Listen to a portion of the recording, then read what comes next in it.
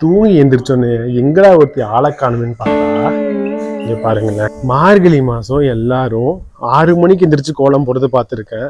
இங்க ஒருத்தி மணி கரெக்டா 11:55 கேட்டா நியூ பார்ன் மாமா. அப்படி இல்ல, எல்லாத்துக்கும் ஒரு ப்ரொசீஜர் இருக்கு சரியா? மார்கழி மாசங்கிறது என்ன சொல்லு? மார்கழி மாசம்னா பெருமாளுக்கு உகந்த மாசம் தான் மார்கழி மாசம். என்ன கிரிக்கிட்டு இருக்க? எப்படி தெரியுமா இருக்கு?